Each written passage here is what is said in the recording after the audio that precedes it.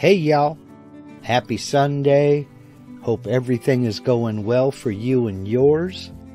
This is the portion of the show where we let YouTube send out the notifications via social media, let folks know that the broadcast is getting ready to start.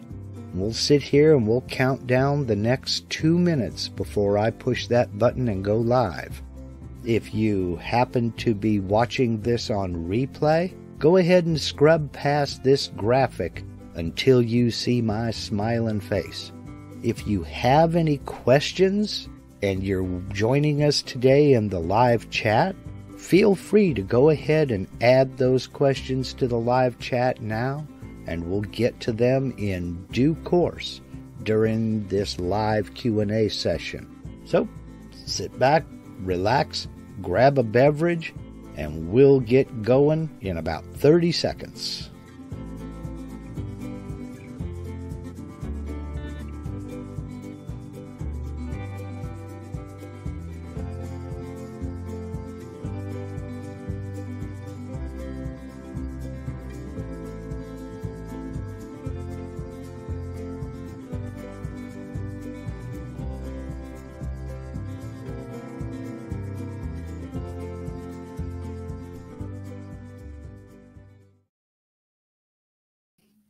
Hey y'all, happy Sunday. Hope everything is going well. Hope it's all going your way anyhow. Hope some of y'all got some shop time today. Oh man, it's been a heck of a week here. Typical Oregon winter weather. Cold, fog, rain, then fog, then cold some more. So we actually have some sun today. Hopefully I can get something done outside. But that's not why we're here. Today, the topic I wanted to kind of go back through a little bit was get a little bit more into node editing to show a few more things. I'm kind of fixated on this whole pirate cartoon right now because that's going to be my first epoxy inlay. And I'm going to try like crazy to reduce the time of my videos and try to get out of the 45-minute video thing. So I figured by throwing a few little tips in here and there during some of these live streams, I don't have to go over them during the video. So today I'm just going to get into a little bit more node editing and show you a few things that maybe you're not aware of, but will come in handy if you are doing node editing on a drawing, whether you're going to V-carve it, do epoxy inlays, or anything like that. There are a few little tips that Vectric kind of glosses over in some of their tutorials or some of their videos, or some of them just aren't mentioned. So, and they don't warrant a video or a tutorial of their own, just little tips and tricks. So today I want to get into a little bit of node editing here. So let me go ahead and share my screen and get on to that so that you can see what I'm talking about. Now, I have here just two rectangles on a piece of material. Got one over here and I've got one over there, and they both overlap right here in the center. And I'm just using rectangles as a representation of vectors. It could be something like our pirate where I have vectors joined, you know, in other shapes and in other ways or what have you. But this will kind of give us the idea. Now, if I select this one here and tap the letter N on my keyboard to go into node editing, we pull up the four corners of the rectangle, and that's fine. And like I showed last week in that video, we can select more than one point or node at the same time. And as I'm sure everybody already knows, with these points selected, you can take, like, I'm going to use my cursor left button, and I can scoot those points over. That was 4 spots. Let me go back 4 spots, put it back to where it was. But you can also go at larger increments, and you can also move it a known increment. And the way to do that is to use shortcuts. Now, before I get into that, I also need to mention that this whole thing with using the cursor left button or the cursor right button, or even cursor up or down, it is proportional. If I select this again, select those again, because I hit my touchpad on the front of my laptop here. If I zoom in, they will move over what looks like the same amount of space here. And I'm going to go over 2 clicks. Then I'll get my measure tool and I'll go zoom in and go down here on this corner and then come over to this corner, and we see I moved over 0.0305 inches. If I undo that, Control Z, zoom in further, select, go into node editing, and I'll just use this node here so I don't have to zoom in and out again. And I zoom in a little bit more. Let's move this up so you can see it. And I tap twice. It seems to move over the same amount, but if I measure it, get in here, zoom in, it moved just a little over 4 thousandths of an inch. So the more you zoom in, the finer that adjustment is. Let me Control Z to undo that. But you can also do larger increments. Select, tap in to go into node editing, select these 2 points right here, and I'm going to hold down Shift and press my cursor left button, and you see it jumps over quite a bit further. And Shift and cursor right.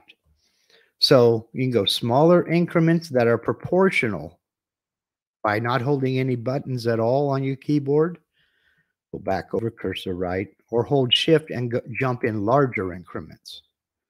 Now there is another way of doing this that, as I said, doesn't warrant its own video, but it's handy nonetheless. If you need to move by a known measurement, let's say I want to move these over to the left 1/8 of an inch, I can do that. I can hold down Control and Shift, then hit my cursor left button. Now if I come over here and measure, click from here to here, that has moved 1/8 of an inch. Well, where did that 1/8 of an inch come from? And can we change it? Control Z to undo that. The answer to both is yes. That is nudging by a known distance or a specified distance. Where you adjust that is up here in the edit menu, come down to snap options, or you can use the keyboard shortcut F4. But I'll click on that since I'm right here, and it's right here, fix nudge distance. I can change that, let's say, to 1/2 an inch, then click OK. Now, if I select that, go into node editing, select these 2 nodes, and I hit my cursor left button, it's going to move, whoops, hold down Control and Shift, then hit my cursor left button, it moves over 1/2 inch. And it will do that every time I hold down Control Shift, cursor left. And to go back, I'll just cursor right twice, and there we are. Now that works for more than just node editing. If I come out of node editing, select this rectangle, I can use my cursor left or right buttons to move that entire vector. If I hold down Control Shift and hit cursor left button on my keyboard here, it will move over by a ½ inch each time I hit that button. So it's just one of those little ways of manipulating nodes or manipulating vectors, a known distance. And that distance can be changed. You can set it. Again, by going into the edit menu, down here to snap options, and set your distance right here. Now I'm going to take it back to 1/8 of an inch because that's what I use most often. And just click OK, and that is saved. Then the next time I go back into my snap options, that's the measurement that's going to be there. Now, where this comes in handy for us if we're doing V carving or, for epoxy inlays or what have you, if I need to, let's go ahead and select this, go into node editing. If I need to move any of these points, I can come along and do that. I can select this point, hold down Control Shift, cursor right, and that point moves 1/8 of an inch. Control Shift, move it back to the left by 1/8 of an inch. That's a way for me to move line segments or move points or move entire vectors a known distance at all times. When it comes time, and I'm kind of cheating a little bit here because I'm going to show you something that I'm going to get into in the next video in this series, and that is overlapping vectors. And I really don't want to explain more than I'm going to right now. More often than not, when you go to overlap vectors, you can just select a vector, come down here and offset it outwards. Let's say I want to go 1/16 of an inch. So that'd be 625. I want to create sharp corners. I want to select the new vector and I want to go outwards. I'll offset it. Close. And I have offset this vector into this one. Well, there are going to be cases where a simple offset won't work. You won't be able to offset evenly for one reason or another. Maybe vectors are too close together, or you'll be carving into something that you've already poured or what have you. You may need to come in here, go into node editing and select certain points and drag them further away or closer together. So by being able to get into snap options and changing this known snap distance, I'll go for a 32nd of an inch. That would be 0.3125. Click OK. Now I can come along and like this one here, I can select it and move it to the right or left as I need to. So you won't always be able to do an offset. You may have to come back in and move nodes around one by one. So that was my main reason for getting into this, because I came across that situation with this drawing and I needed it. So so that was basically it on this one. Let me Control Z all of that stuff and get rid of that offset and everything else, because I don't want to do that yet. That will be the next video in this series. So let me go ahead and stop sharing and come over here to you and see if you have any questions on that. Let's see here. If anybody has any questions on that portion. Is it just me or did it go out of focus, says RB? Nothing has changed here on my end as far as I can see. But something with YouTube, if you go down and click on the gear on the YouTube video pane, if it is set to auto, change it up to the highest resolution you can get manually.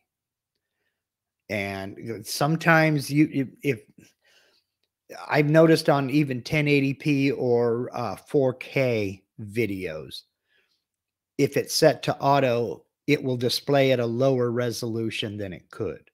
So click on that gear, and on the resolution side, click on the highest number it offers. So, okay. Let's see here. Brooks wants to know, does holding the control with the arrow key decrease the increment size like the shift key? No. Again, you zoom in, and again, it's proportional. If you want to snap that unknown distance, you can either set up a guide or go in and set your snap options like I just showed. If it's a known distance, if you only want to move that over a 64th of an inch, you can enter that number and then move it that way by holding down Control and Shift. Or you can set up a guide to where you want to move all the points to and move them that way. But holding down Control doesn't decrease the increment. It's just a way, zooming in decreases it because it's proportional, like I said. And the closer you zoom in, the finer that adjustment is. So let's see here. Let's see. Yep, no other questions on that. Okay, let's see. Were there any questions at all on anything? Because like I said, it was just one of those small little tips that I was going to throw out there, and then we would go open Q&A if that was it. So I'll let you guys in the chat catch up with what I was saying. Okay. Marcelo is late due to driveway snow removal. Okay. Okay, RB says thanks, that fixed it. All right, terrific. I'm not ready to make any kind of an announcement just yet, but I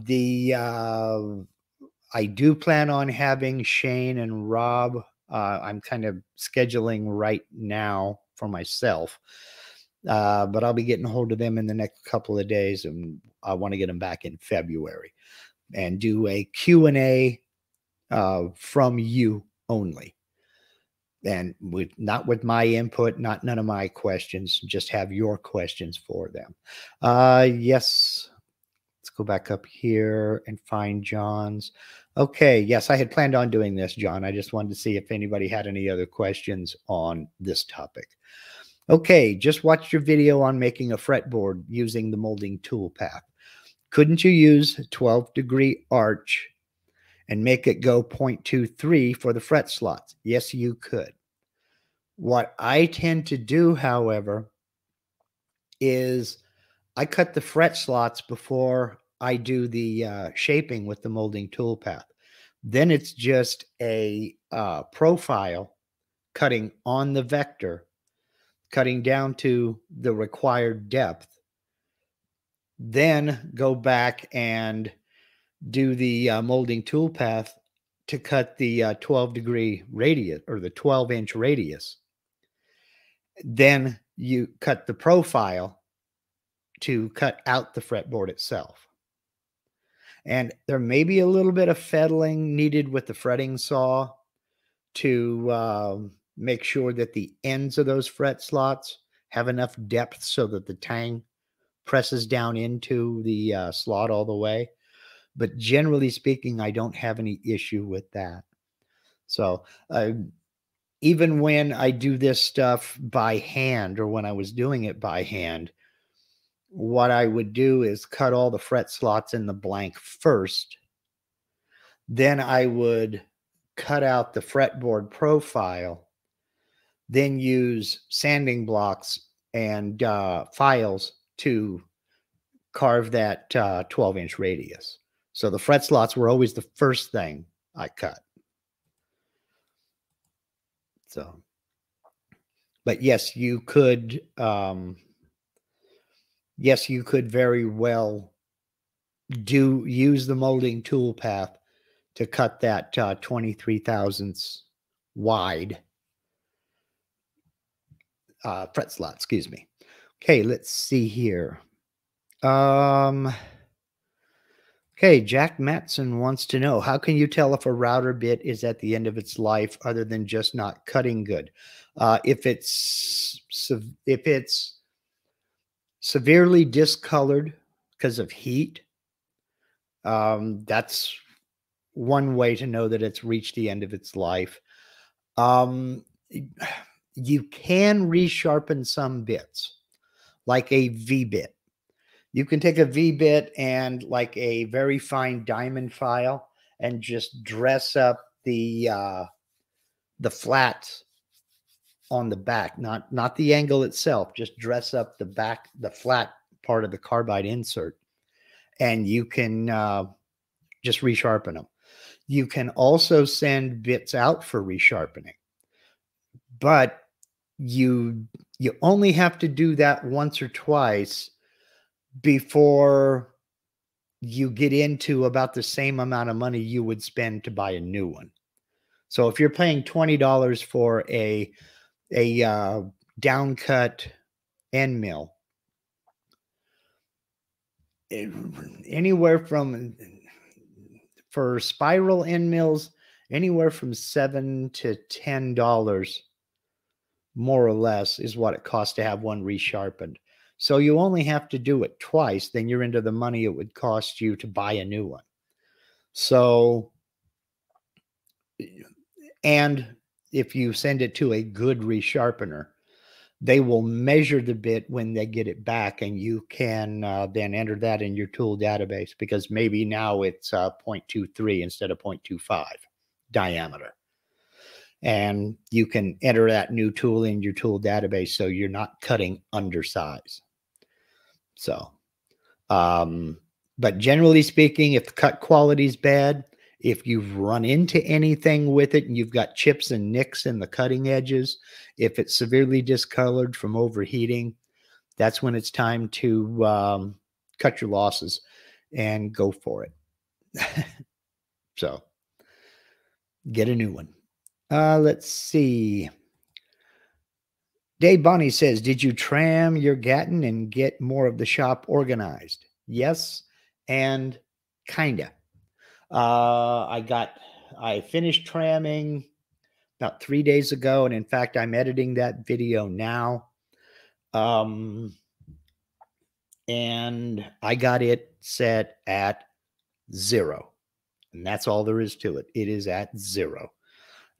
This little Edge Technologies mini Pro Tram system worked like a champ. It took me probably about 30 minutes to adjust the nod out of the router, because that's loosen up, put in a shim, tighten everything down, check it, loosen it up, take out that shim, put in another shim. So that takes a little bit of time to do that. But adjusting the tilt, that took all of 4 minutes. And that was mainly me loosening, tightening, and seeing if I had moved anything, and then loosen and tighten and back off again. So it took me, the first time I trammed this with my little plywood block and dial indicator, it took me 4 hours. This time, everything took about maybe 40 minutes, and that includes leveling my surface plate. So, but more on that in the video. So, as far as organization is concerned, not a little bit, yes. Haven't been able to get out here to the shop a whole lot, but I got some of it more organized. But now I got to start building shop furniture. So Let's see. The name of that product was the Edge Technologies Mini ProTram system. I'll put a link to it in the description of this video as soon as we're done live here. Yeah, just wrote a note to myself to do that. So let's get up here. Okay, Jeff Woodywan says, different topic. Last week you used an array to position 4 1-inch circles. Any way to change all 4 circles to 1/2 inch at one time? I have 19 that need changing and have been doing one at a time. Yes, there is. In fact, I had planned on doing a video on this. I haven't gotten there yet. And then I looked at the way of doing it, and a video really isn't necessary. I'll show you right now. Now, this works on version 11 for sure. I don't remember if it was part of version 10.5 or not. But version 11 for sure this works. Let me go back into Aspire, get into my 2 rectangles here. And let's say I've got 2 rectangles. They are, what size are they? They are 5 inches wide by 4 inches high. Okay. What I want to do is I want to select both of them, go into set selected object size, and right here up on top, you have scale selection, meaning the whole selection is 10 inches by 4 inches. Because remember, it's 2 5-inch wide rectangles. If I want to scale them individually, and this is where your circles come in, Jeff, you would select all your circles, come down here to scale items individually. Now you notice that my measurement has changed to the size of each individual rectangle. Now the anchor point is the point of each vector that you want to scale. So I want to scale these from the middle, each one individually. And I'll come down here and I'll change them to 4 by 3. Click apply, and they both stay in position, but their size is changed. So that's how you would do that. And it's just simply that check mark. Scale items individually. Now, let's go with scale selection here. We're at 9 now by 3. Go back up here and let's change this back to 5. Nope. Unlink XY, 5 by 4. Click apply, and I returned them to their original size. Anchored in the center. Now, if I wanted to change them based on the left corner, bottom left corner of each vector, so these corners would stay put, I could come in and make sure scale items individually. And let's go with 4 by 3, apply, and these bottom left corners stayed put, and they were scaled down this direction and down. So let's close that, Control Z, and we're finished there. So I know for a fact that that's in version 11. I just showed it, but I don't remember if that came in version 11 or if that was a 10.5 edition. So, okay, let's see here. Mark Ruthig says, Mark, can you array copy degree graduations around a quarter circle quadrant, or do they have to be done individually? Okay, you can array copy anything by degree around a quarter circle, half circle, what have you. That is all within the circular array. Let me go back to sharing and share screen. Boom. I wish I could get a 1 button solution for this. Okay, let me, I'll create a new layer here. And we'll just call it layer 2. That's fine. And I'll shut off layer 1. That way I'm not getting rid of my rectangles. And I want to make I'll make a 1/4 inch diameter circle, and I'll put it right here. Good enough. Close. Okay, now I want to array copy this around, let's see, well, that's along vectors. There's a circular copy. Okay, there's my selected object size. I want to put my rotation center at 0, 0. I'd say I want 4 copies. And if I know the total angle of, say, I want to go 90 degrees, it will evenly distribute those 4 circles. It'll evenly space them within that 90-degree arc. If I want to put them, let's say, every 5 degrees, I'll select step angle, then I'll put 5 degrees. Now, with only 4 copies, placing one every 5 degrees, it's not going to fill that whole 90 degrees, but I'll have 4 copies pivoting on this center point here at 5-degree intervals. And let's go ahead and copy that. And you can see we now have a circle every 5 degrees. Or I could Control Z that. The rotation center is 0, 0. Number of items 4. Total angle of 90 degrees. Copy. And now I have those 4 evenly spaced on that 90 degree. Okay. Does that make sense? Hopefully that's what you were asking. Let me get back over to you and see if that's what you were asking. Let's see here.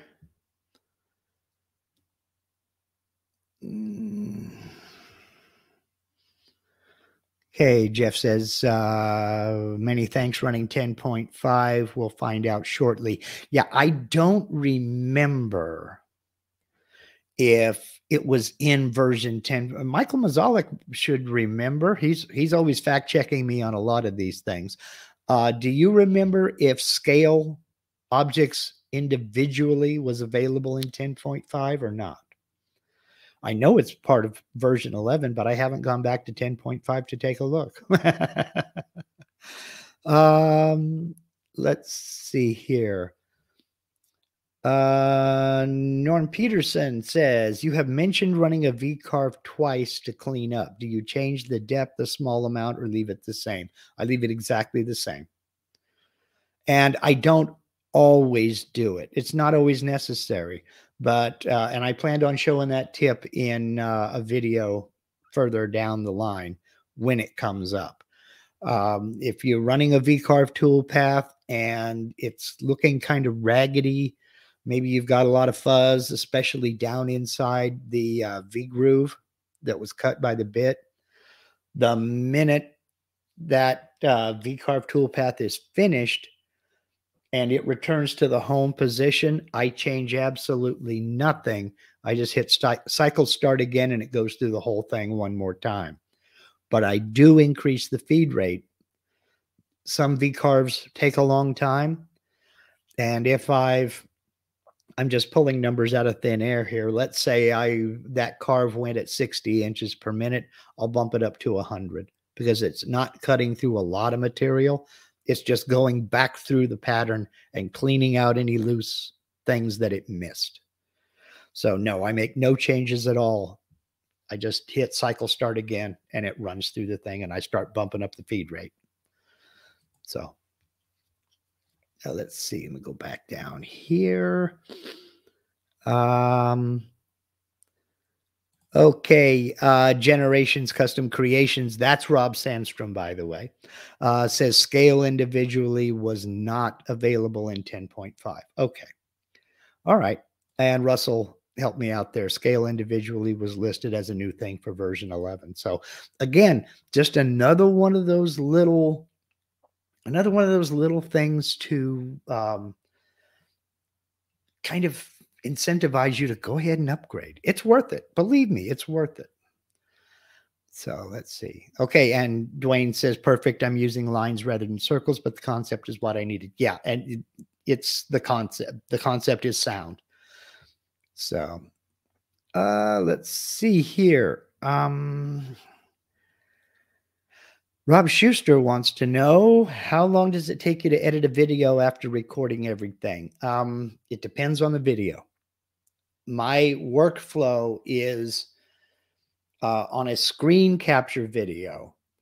I get everything recording and then I just start talking. I don't script anything. It's all just off the top of my head. I just sit down and start talking like there's somebody next to me. From there, when that screen recording is done, I have to convert it from my screen recording software's proprietary format to MP4, which I can edit. I then use Audacity to edit the audio. I will import the audio from that MP4 file into Audacity, and that takes, depending upon the length of the video, I play it through and I make adjustments and get rid of coughs. And, I hate mouth noises. That's one of my pet peeves. I get rid of mouth noises and I boost gain a little bit, things like that. Just adjust the audio. That takes however long the audio is, however long the video is, plus about 20 minutes. So on a 30-minute video, you're looking at 45 to 50 minutes for editing the audio. I then open up my video editing software, import that audio, that edited audio, import the video, strip out that audio, sync them up. And it just depends on how many pauses or transitions I have to do.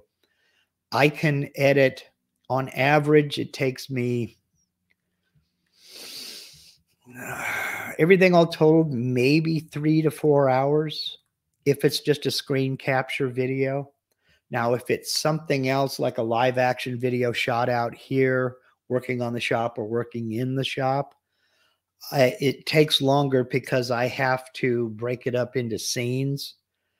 And like now, when I was tramming, I had 3 cameras running. So I am going to have to put it in 3 video tracks and decide which video I want to use in that segment, all the while keeping the audio synchronized.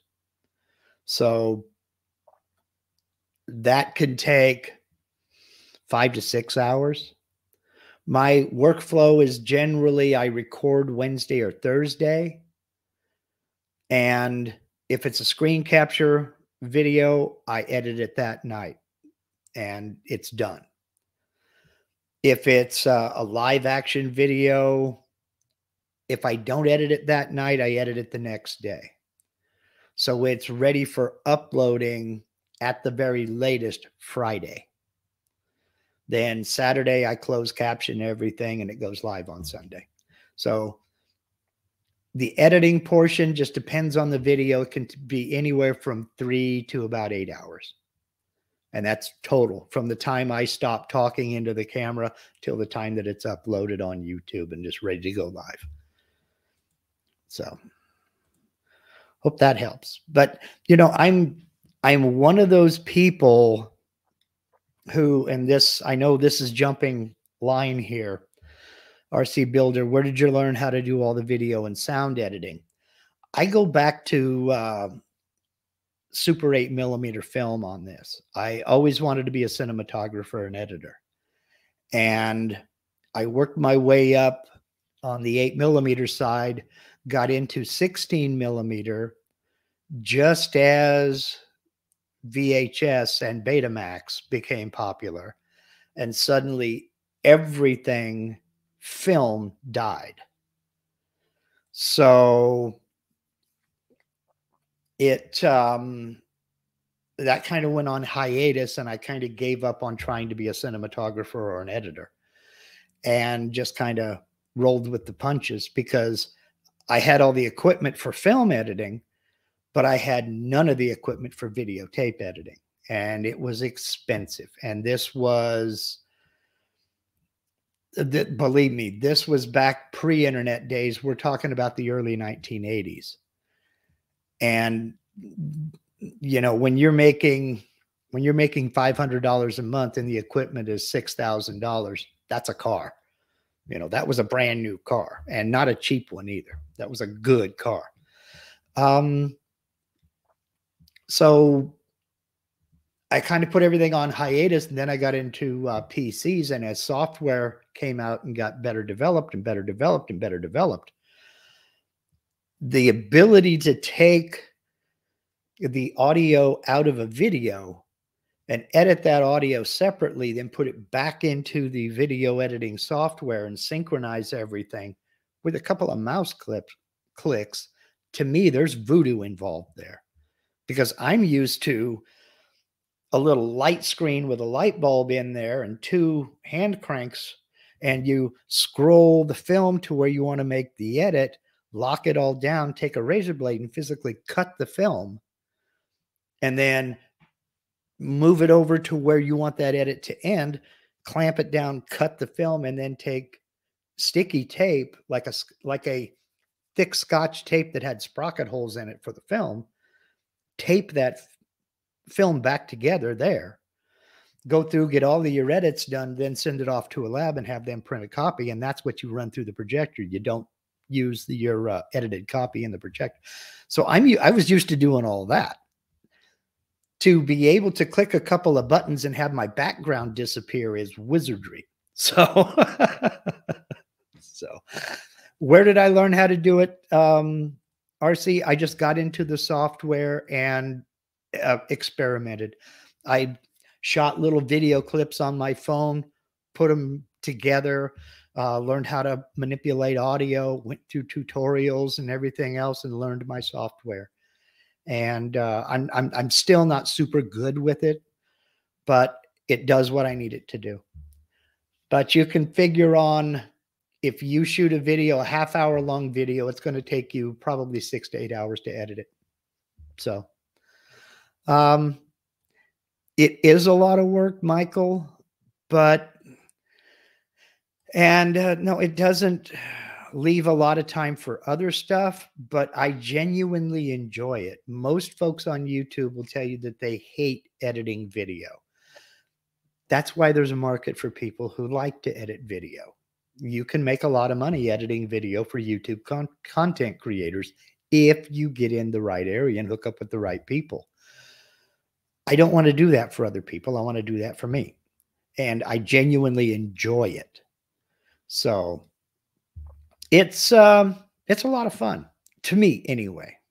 So when it stops being fun and becomes a job, then, you know, we'll see what happens. But right now, no, it's fun to me. What videos? I guess you're asking video software. I hesitate to recommend it, but I use Corel Video Studio X10. I probably should upgrade to the next level, but it's made by Corel Video Studio X10, it's called. It's a good editing program, but depending upon what you're doing, it can crash. And it crashes often enough that I'm hesitant to recommend it to anybody. It's not a free editing software. This is a story in and of itself. Years ago, we're talking 2002, 2003, I bought the old ULEAD Video Studio. And I used that to edit video and then do DVD authoring to put it on a DVD. I can play it any DVD player. Well, ULEAD got bought out by Corel, and you couldn't get ULEAD upgrades anymore. They offered an upgrade to ULEAD customers for, I think it was $20 to upgrade to the Corel software.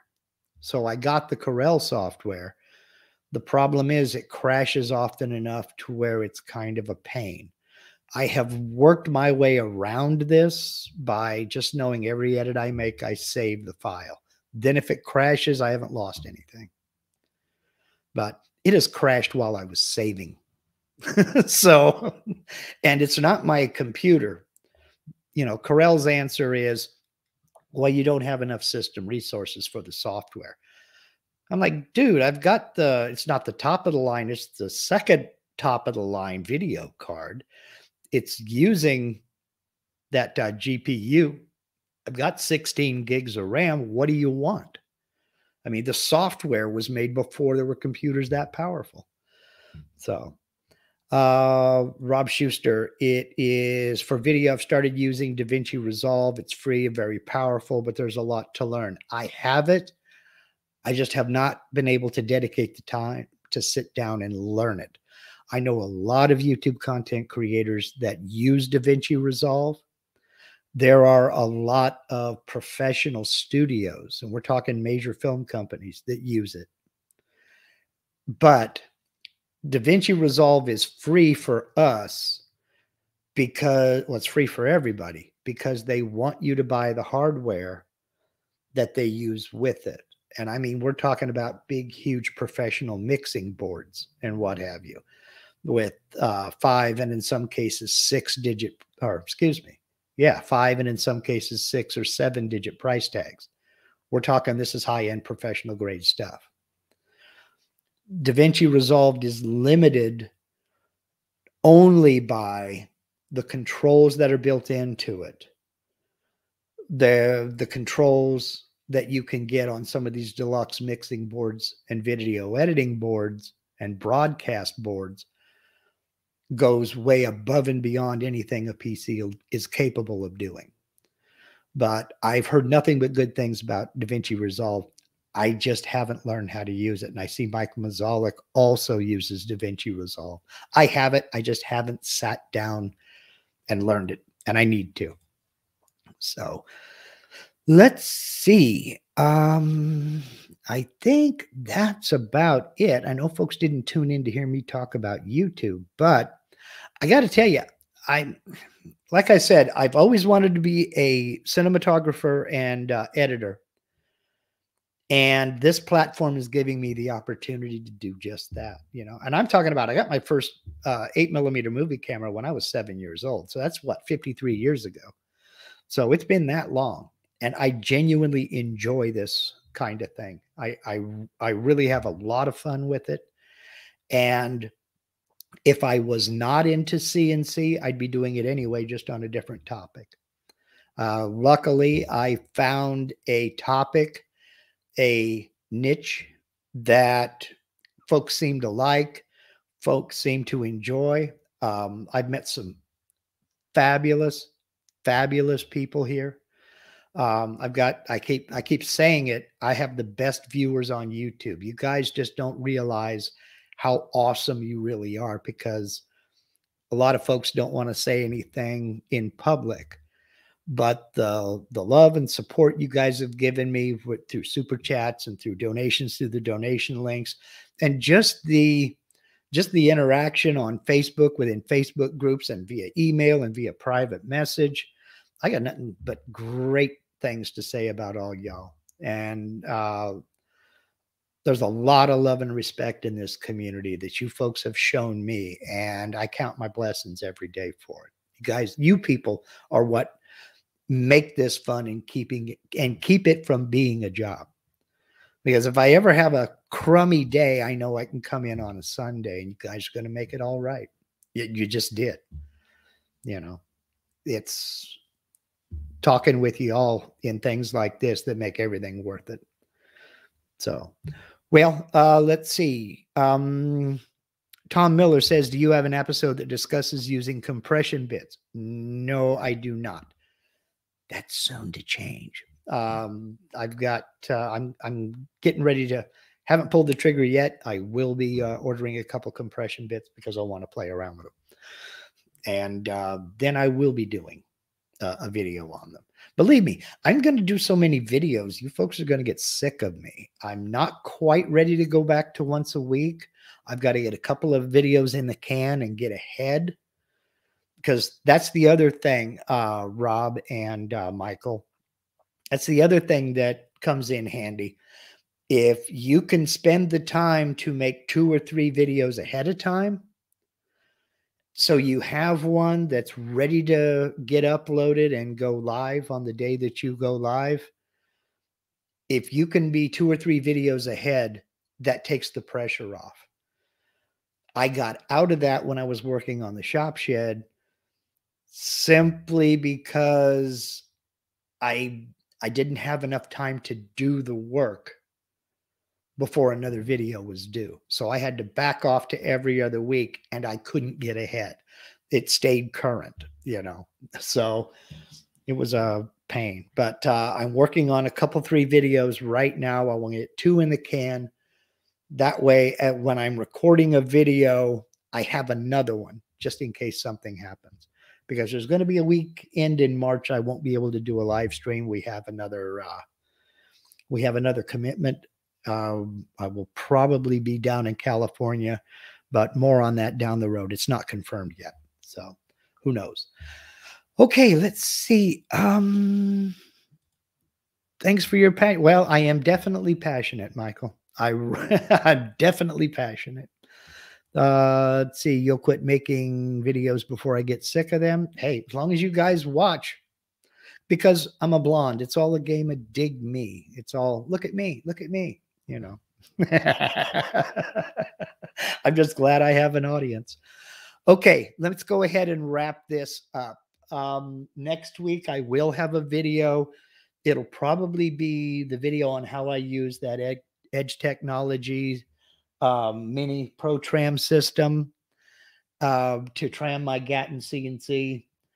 After that, I was going to do a video on resurfacing the spoil board, but I've already done a video on surfacing a spoil board. So I'll just put a link to that in the description of this video and that video. And I just wrote myself a note to do that.